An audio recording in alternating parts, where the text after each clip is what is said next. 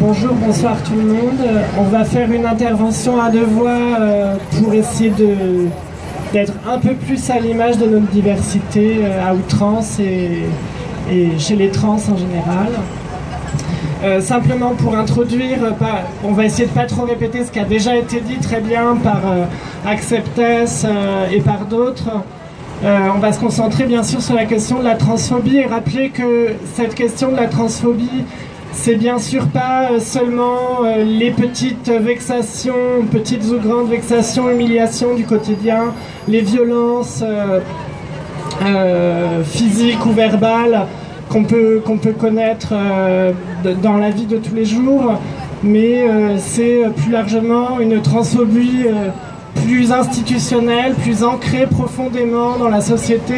et qui fait que les personnes trans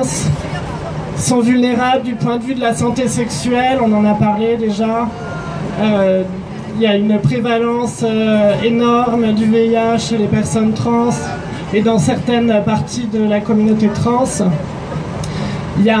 un problème énorme d'accès à l'emploi et de discrimination liée au travail et donc d'une précarité très grande qui frappe les personnes trans du fait de la transphobie. Et je passe la parole. Oui, alors en effet, pour lutter contre cette vulnérabilité, c'est d'abord lutter contre la pathologisation et la psychiatrisation des transidentités, principales violences responsables d'une mauvaise estime de soi et qui mettent en danger la santé des trans. C'est lutter pour la libre détermination de nos identités et la libre disposition de nos corps, contre le conditionnement médico-légal de parcours de vie réduit à un changement de sexe, en décorrélant changement d'état civil et conversion sexuée. C'est lutter pour une prise en compte de la diversité des parcours trans que le pouvoir médical n'a eu de cesse de nier pour les faire entrer dans une vision hétéronormative, réductrice, pathologisante et excluante. Et plus précisément sur nos revendications, on va essayer de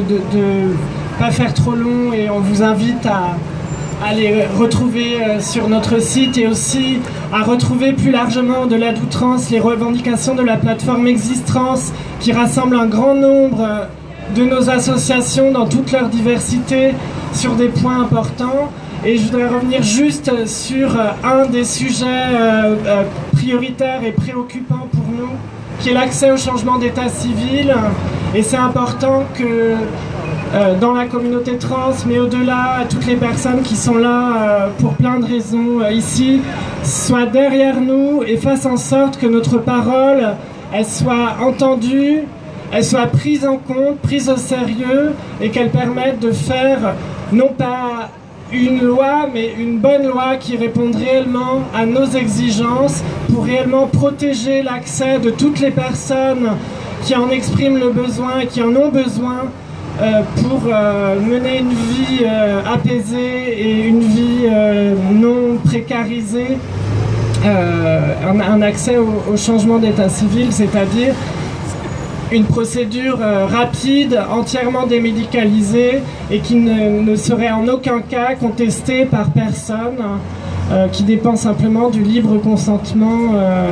de la personne. Et cette question du consentement libre et éclairé est valable d'ailleurs pour tout ce qui concerne nos vies face au pouvoir médical et face à tous les pouvoirs qui voudraient nous prendre ce consentement.